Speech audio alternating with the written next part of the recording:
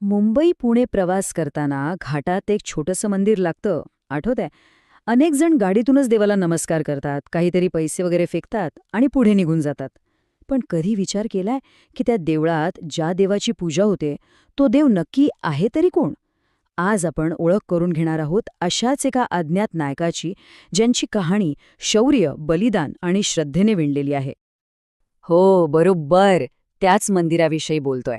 आपल्यापैकी अनेकांच्या मनात हा प्रश्न आला असेल, की ही प्रथा नक्की सुरू का झाली? एका छोट्याशा नाण्यामागे एक खूप मोठा इतिहास दडलेला आहे, जो थेट भारताच्या स्वातंत्र्य संग्रामाशी जोडलेला आहे. चला तर मग या प्रश्नाचं उत्तर शोधूया. ही फक्त एका मंदिराची गोष्ट नाहीये. ही गोष्ट आहे एका वीराच्या बलिदानाची, ज्याने आपलं सर्वस्व पणाला लावलं पण आपला स्वाभिमान कधीच सोडला नाही. ही कहाणी आहे शिंगरोबा धनगर यांची. चला जरा इतिहासात मागे जाऊया. साधारणपणे 1853 सालची ही गोष्ट आहे. भारतात इंग्रजांचं राज्य होतं आणि व्यापारासाठी मुंबई आणि पुणे ही दोन महत्त्वाची शहरं जोडणं त्यांच्यासाठी खूप खूप गरजेचं होतं. पण या दोन शहरांमध्ये अडथळा म्हणून उभा होता तो म्हणजे सह्याद्रीचा अभेद्य खंडाळा घाट. इंग्रजांनी त्यांचे सर्वोत्तम, सगळ्यात हुशार इंजिनियर्स कामाला लावले. अनेक सर्वेक्षणं केली, पण त्यांना काही केल्या या दऱ्याखोऱ्यांमधून रस्ताच काढता येईना. मोठमोठं तंत्रज्ञान आणि इंजिनियर्स अक्षरशः हात टेकून बसले होते. आणि जेव्हा इंग्रजांनी जवळजवळ हार मानली होती, तेव्हा त्यांच्यासमोर एक अशी व्यक्ती आली ज्याच्याकडे ना कोणती डिग्री होती, ना कोणतं आधुनिक तंत्रज्ञान. त्याच्याकडे होता तो फक्त निसर्गाचा अनुभव आणि आपल्या मातीचं सखोल ज्ञान. या व्यक्तीचं नाव होतं शिंगरोबा धनगर, एक स्थानिक मेंढपाळ. त्यांची ओळख म्हणजे काय तर सह्याद्रीचा प्रत्येक कडा, प्रत्येक दरी आणि प्रत्येक वाट त्यांना तोंडपाठ होती. त्यांच्यासाठी हा घाट म्हणजे जणू काही घराचं अंगणच होतं. इंग्रज अधिकाऱ्यांनी शिंगरोबांना आपली अडचण सांगितली. त्यावर शिंगरोबा अगदी सहजपणे म्हणाले, "अरे वा, ह्यात एवढं काय अवघड आहे? चला, मी दाखवतो तुम्हाला रस्ता."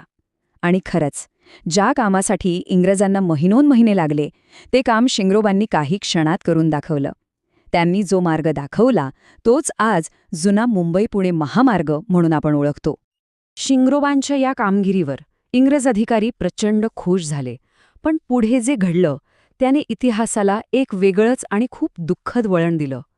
इथूनच सुरू होते बलिदानाची आणि एका दंतकथेची कहाणी. त्या इंग्रज अधिकाऱ्याने खुश होऊन शिंगरोबांना विचारलं, "तू मागशील ते बक्षीस आम्ही तुला देऊ. बोल, तुला काय हवंय?" त्याला वाटलं की शिंगरोबा जमीन जुमला मागतील किंवा भरपूर पैसे मागतील.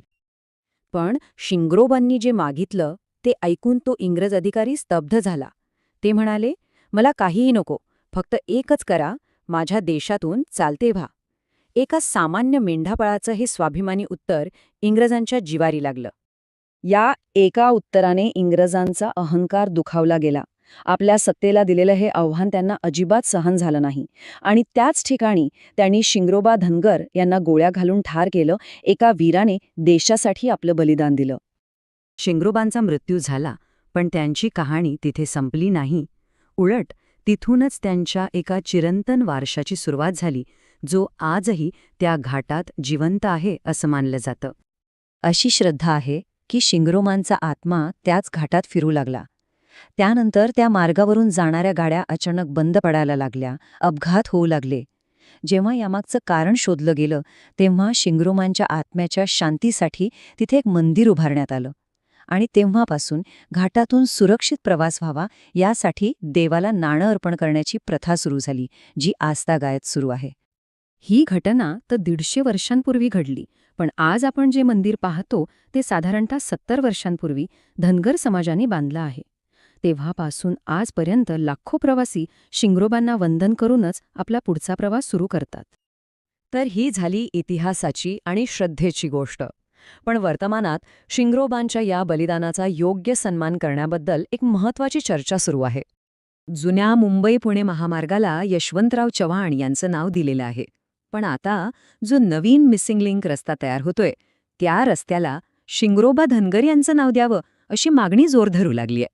आणि का नसावी? कारण या घाटाची पहिली वाट त्यांनीच तर दाखवली होती. खरंच, ही एक विचार करण्यासारखी गोष्ट आहे.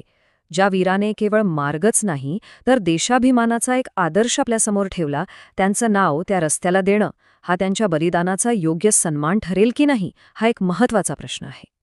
शिंगरोबा, धनगर यांच्यासारख्या अनेक अज्ञात नायकांच्या कथा आपल्या इतिहासात दडलेल्या आहेत. अशाच विस्मृतीत गेलेल्या वीरांच्या कहाण्या जाणून घेण्यासाठी रिअल प्राईम व्हिडिओज या चॅनलला नक्की सबस्क्राईब करा. भेटूया पुढच्या भागात एका नवीन कहाणीसोबत.